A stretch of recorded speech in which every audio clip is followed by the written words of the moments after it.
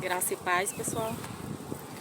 Louvado seja o Senhor pela graça maravilhosa que Ele nos concedeu no Filho, para que hoje possamos viver esse novo tempo,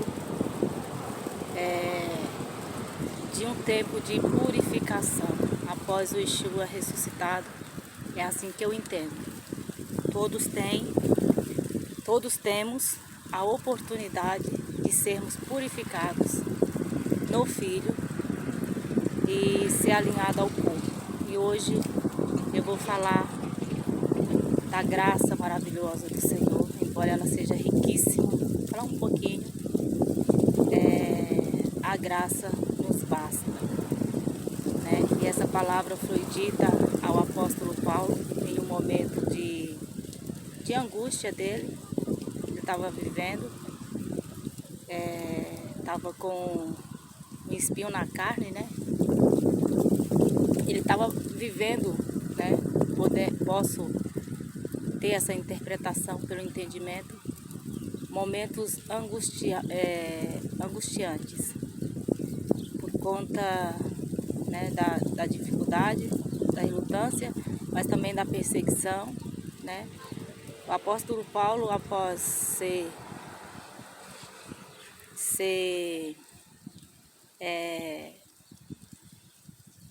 renovado na mente para esse novo tempo, para o entendimento das coisas grandiosas no Cristo ressuscitado, ele viveu intensamente no sentido do qual grandiosa é a graça, do qual grandioso é o ministério que o Senhor deu a ele, né, para levar ao mundo, através do que foi deixado, né, nas Escrituras, conhecimento desse novo tempo. E agora, né, nessa geração a qual estamos, com uma liberdade de cultuar ao Criador em espírito e em verdade, com liberdade, na liberdade, no ser livre, né, para adorar o Pai. Não falo culto em solenes religiosas, não.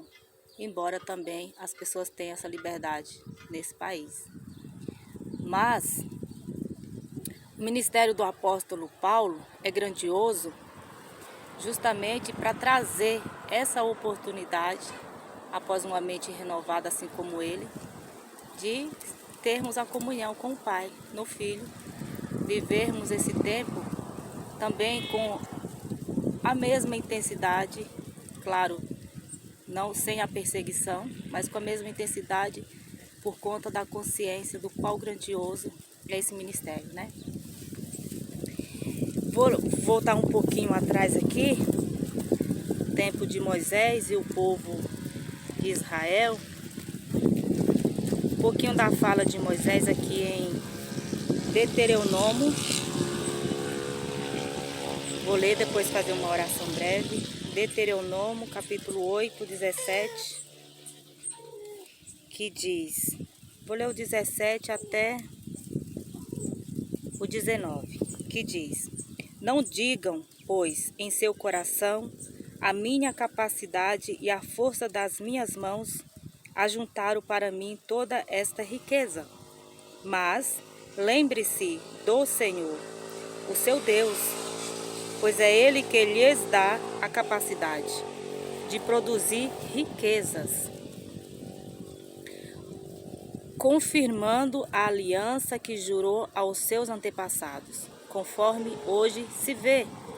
Mas, se vocês se esquecerem do Senhor, o seu Deus, e seguirem outros deuses, prestando-lhes culto e curvando-se diante deles, asseguro-lhes hoje que vocês serão destruídos. Aqui tratava-se da capítulo 8 de Deuteronômio, a disciplina do Senhor no caminho para a boa terra.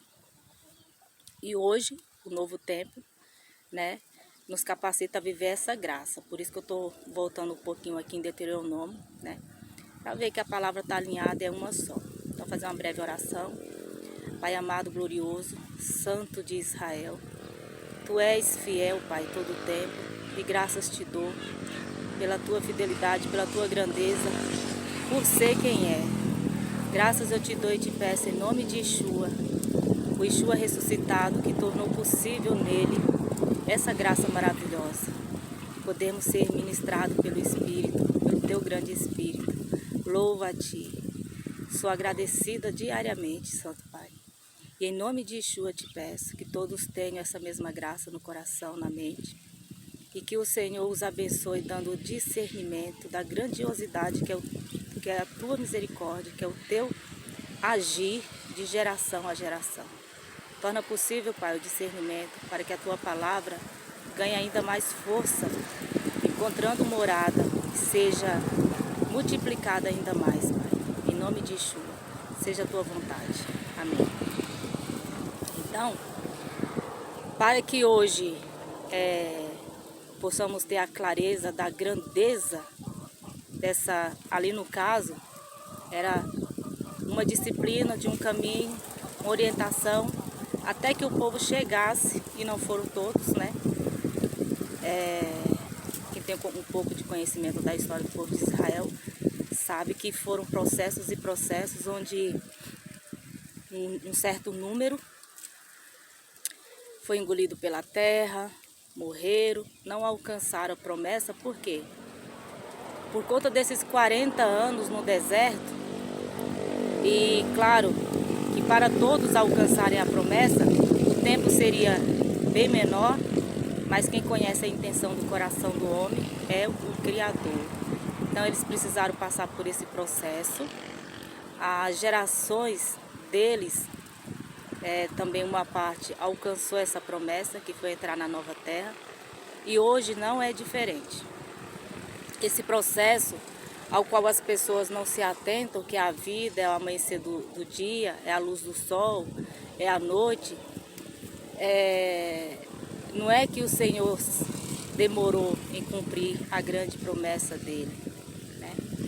Uma das grandes promessas, que é a renovação de todas as coisas, né? Embora, por outro lado, haverá uma destruição dos ímpios, como diz em Amós, como diz nos livros dos profetas, em Apocalipse. Então, é o processo, né? Processo para que entremos nesse descanso. Lá na frente vocês vão entender mais isso. Hoje a promessa é o descanso do Senhor, né? Descansar no Senhor. Por quê? Porque foi estabelecido nele uma aliança, aliança eterna, aliança que não se revoga, aliança que não se refaz, uma aliança que é definitiva, assim como sacrifício, como diz lá em Hebreus 10, sacrifício perfeito e definitivo. A justiça foi estabelecida no Filho. Como diz em Isaías 9, o poder está sobre os ombros dele. Toda a autoridade que o Pai o deu. Então não tem como viver por viver como se aquilo que é palpável, aquilo que temos por conhecimento fosse suficiente. Não. Existe a palavra do Senhor e ela precisa ser dada crédito, ao invés de muitos deixam o primeiro amor, como eu já disse em outros vídeos aí, e acaba deixando a confiança, a fé na palavra do Senhor, nas promessas. Acaba que desfazendo até do próprio Espírito Santo, que é grandioso. Tem pessoas hoje, eu não sei para onde que vai esse vídeo, mas tem pessoas que chegam a dizer que o Espírito Santo é o espírito de Rassatã. Eu já ouvi. E isso é terrível, terrível. Então, são pessoas que estão vomitando os primeiros ensinos por terem outros ensinos, mas a graça do Pai é poderosa. Ele pode mudar os corações dessas pessoas, trazendo elas o arrependimento, né? Assim eu creio. Eu creio na misericórdia do Pai, né? A palavra diz que quem blasfema contra o Espírito Santo não há perdão. Muitos não entendem isso, né? não entendem que a questão do Espírito Santo já é um processo. Eu estou lendo aqui uma mensagem, a qual o Senhor levantou o seu servo Moisés, patriarca Moisés, para instruir o povo. O povo ficou por 40 anos no deserto, para ser instruído para entrar na nova terra. Esse foi um agir do Pai, ocultado, né, de certa forma, dos olhos das pessoas, mas se fez conhecido através de Moisés. Mas ali o Senhor estava orientando, né, o povo. Aí vem Yeshua como filho, que o verbo que se fez em carne, é humilde, foi humilde, se mostrou acessível, como eu já tenho dito aqui, falou da mensagem do reino, falou através de parábolas e também dos ensinos, as exortações que ele deu ao povo, os ensinamentos aos discípulos, e depois tudo no intuito de levar o povo ao arrependimento. Arrependei-vos, pois é chegado o reino dos céus. Está lá em Mateus 3. Então, foi feito um processo, pai, filho, e aí vem o filho ressuscitado, que já é a graça, que já é a justiça estabelecida nele. Como diz Romanos, Hebreus, as cartas de Paulo. Então, quando Yeshua vem e se apresenta ao apóstolo Paulo, o Cristo ressuscitado, somente Paulo, segundo ao que eu tenho conhecimento na Bíblia, Paulo e João tiveram essas visões, né? E aí tem essa palavra que fala que se falarem mal do pai ou do filho, lhe será perdoado. Mas se blasfemar contra o Espírito, não haverá perdão nem aqui e nem lá nos céus. O que nas minhas palavras, né? Mas que essa mensagem, na minha compreensão, como que eu entendo, através da leitura de outras mensagens, são processos. Esse povo que foi direcionado pelo Pai através da vida de Moisés, chegou uma hora que ficou no meio do caminho, não receberam, não foram transformados. Do mesmo jeito é nesse novo tempo, agora com mais riqueza de conteúdo, com mais força por conta do Filho ressuscitado, o Espírito presente, pessoas sendo iluminadas para levar a mensagem. O Senhor dá ministérios a quem Ele quer e em conformidade ao que diz as suas doutrinas, a sua palavra, que a palavra do Pai defende como princípios doutrinários para a igreja, para aquele que crê, para o cristão. Então chega uma hora que muitos não se alinham ao corpo.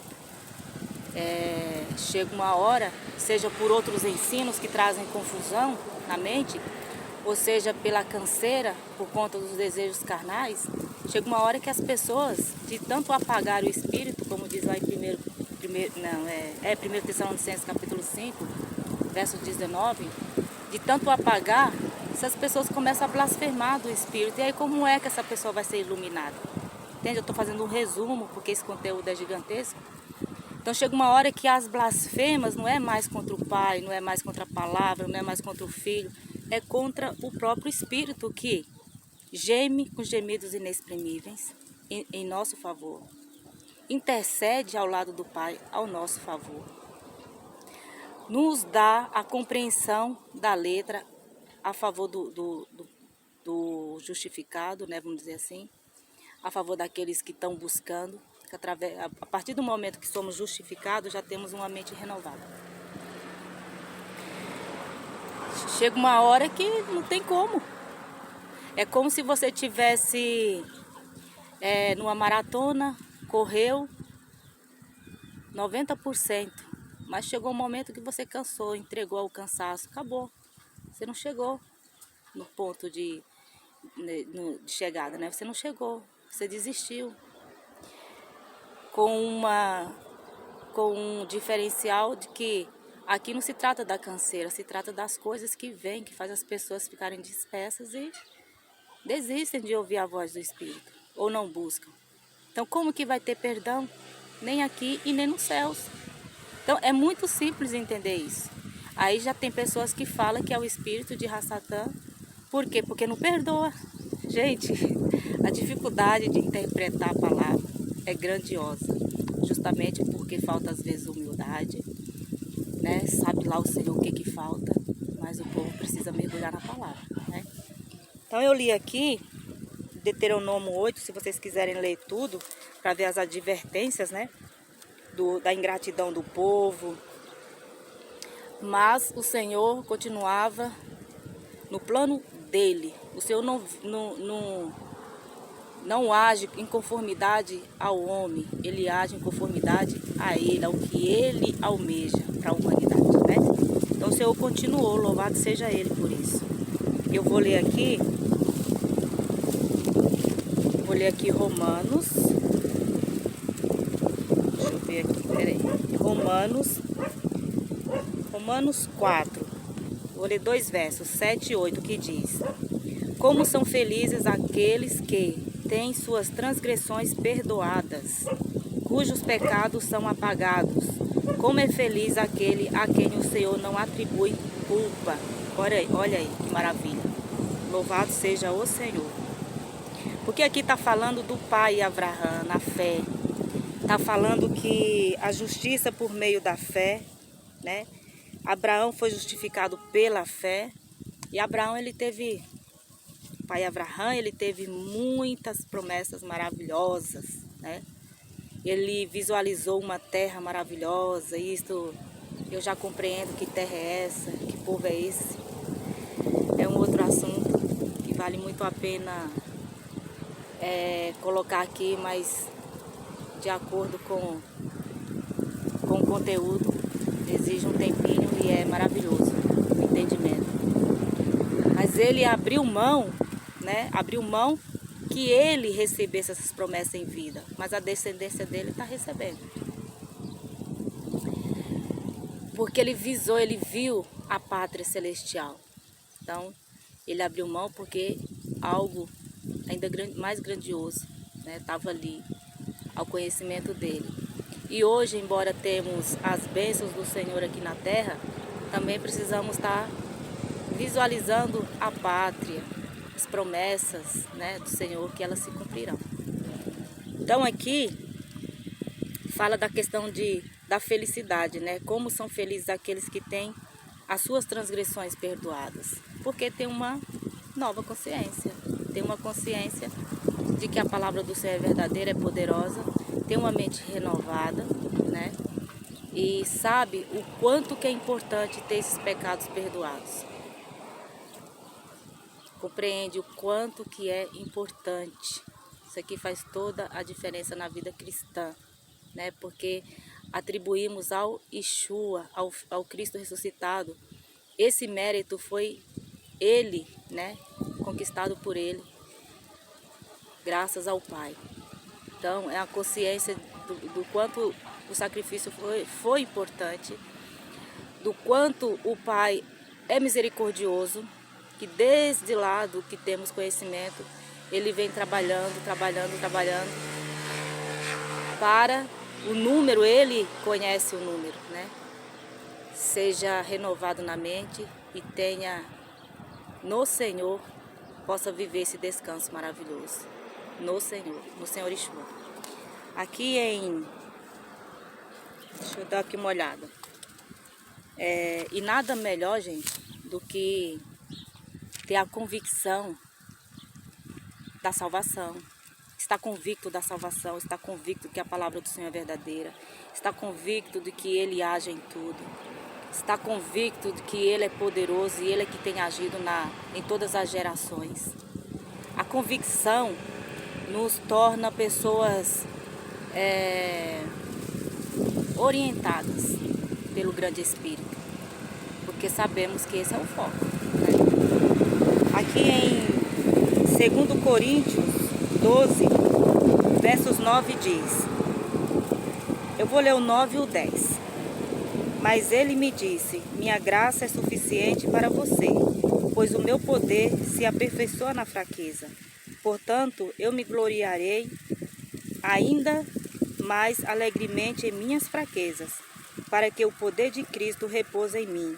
Por isso, por amor de Cristo, regozijo-me nas fraquezas, nos insultos, nas necessidades, nas perseguições, nas angústias, pois quando eu sou fraco é que sou forte. Aqui onde eu li, Deuteronômio, deixa eu voltar aqui um pouquinho. Por que o apóstolo Paulo? Claro que isso é importante ler todo o capítulo, para você ver por que ele está nessa angústia. E o Senhor, ele fala, a minha graça te basta, né? Deixa eu voltar aqui. 17, Deuteronômio 8, 17, ó. Não diga, pois, em seu coração, a minha capacidade e a força das minhas mãos ajuntaram para mim toda esta riqueza. A minha capacidade, a minha força, eu coloco em minhas palavras. A minha capacidade, né? Muitos têm a capacidade pela a minha inteligência, a minha sabedoria, o meu conhecimento, a minha beleza, a minha formosura, a minha cor de pele, o meu cor dos olhos, o meu perfil, o meu número de seguidores, o que eu faço, o que eu crio, eu. Quando você percebe que o eu tem força, você está forte em você mesmo. A força pertence somente a você, né? Mas quando você reconhece que para se ter capacidade é porque o Senhor permitiu que você tivesse, para que você criasse algo, é claro que aqui na Terra eu vejo a questão humana, no geral, como prestadores de serviços, resumindo. É isso que todos são, prestadores de serviço. Seja você trilhardário, seja você humilde, seja você quem for, você é um prestador de serviço. E por que eu digo assim? Desfazendo das pessoas, desfazendo da beleza, da inteligência, da sabedoria, não. Mas por conta que falta a humildade em muitos.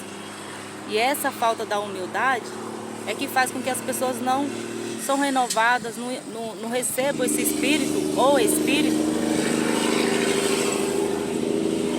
para liderar os seus passos, para liderar a sua vida, para transformar o coração de pedra em coração de carne, para que você seja uma pessoa guiada na luz, os caminhos retos, né, para não ficar no meio do caminho, porque pode viver o tanto de vida que for aqui na terra. Mas uma hora o ser humano descansa. E como é bom descansar em vida no Senhor. Louvado seja o Senhor. Como é bom ter a mentalidade, a mente voltada para o discernimento da palavra do Senhor no Espírito. Como é bom reconhecer que sem Ele ninguém respira, como esse tempo de pandemia que vivemos, né? O homem foi feito do pó da terra e o Senhor soprou sobre suas narinas o fôlego de vida. O Senhor nos emprestou a vida enquanto vivermos aqui. Somos prestadores de serviços com fôlego de vida emprestado. Nada disso atribui ao homem, nada disso vem do homem. É o Senhor que está acima de tudo, agindo em todos, para trazer às pessoas a humildade cristã, para trazer às pessoas a compreensão que essa fraqueza aqui não é ser insultado, pisado, humilhado, no sentido